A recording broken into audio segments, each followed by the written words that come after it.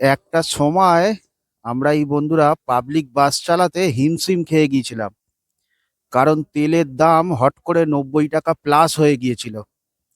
সেই সময় আমরা 300 টাকা, 400 টাকা, 500 টাকা কি 1000 টাকা বাচ্চিত আমাদের বার করতে গাড়ির থেকে দম ছুটে গিয়েছিল। কিন্তু যে সমস্ত মালিক চালাক ছিল, ওনাদের 3টে 4টে 5টা করে গাড়ি ছিল, তো যে সমস্ত মালিকদের মাথায় বুদ্ধি থাকবে তো তারাই এই বাজারে টেকে থাকবে আর পয়সা বেশি কামাতে পারবে, লাভও করতে পারবে।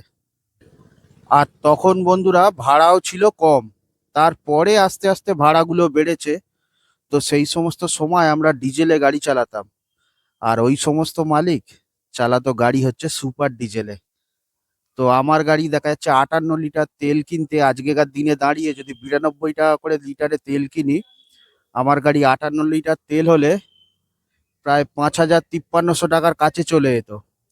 আর ওই সমস্ত মালিকরা সুপার ডিজেলে আর কি গাড়িগুলো চালাতো। তো ওনাদের তেলটা তুলনামূলক বেশিই লাগতো, 60 লিটার কি 62 লিটার, আমাদের থেকে 3 লিটার 4 লিটার তেলের হেরফের হতো। কিন্তু তেল কিন্তু 70 টাকার ভিতরে, 70 টাকাটাও পড়তো না।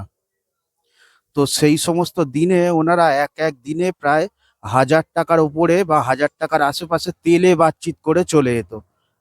মাসে 30 দিন গাড়ি চালালে 30,000 টাকা, 3টে গাড়ি থাকলে 90,000 টাকা। তো কেমন পয়সা পিটেছে আপনারা নিশ্চয়ই বুঝতেই পারছেন। আর সুপার ডিজেল মানে হলো আহ, ওতে বেশ কিছু পরিমাণ ডিজেল মেশানো বা মোবিল মেশানো, আর বেশিরভাগটাই থাকতো কেরোসিন। তো এরকম শুধু বাস মালিকও না, তো ট্রাক মালিকও অনেক আছে। তো ওই সমস্ত সময় বিভিন্ন রুটে গাড়ি কিন্তু এটা করতে বাধ্য হয়েছিল পেটের জ্বালার জন্যে।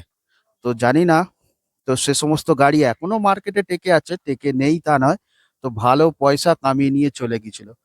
যার জন্য বলি ব্যবসা কিন্তু সবাই করতে পারে না, বুদ্ধির দ্বারা ব্যবসা আর কি করতে হয়।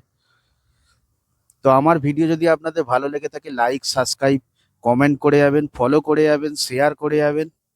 তো আমি উৎসাহ পেলে আপনাদের জন্য আরো নতুন নতুন ভিডিও এই বাস রিলেটেড, ট্রাক রিলেটেড সমস্ত ধরনের ভিডিও আমি আরো নিয়ে আসার চেষ্টা করব।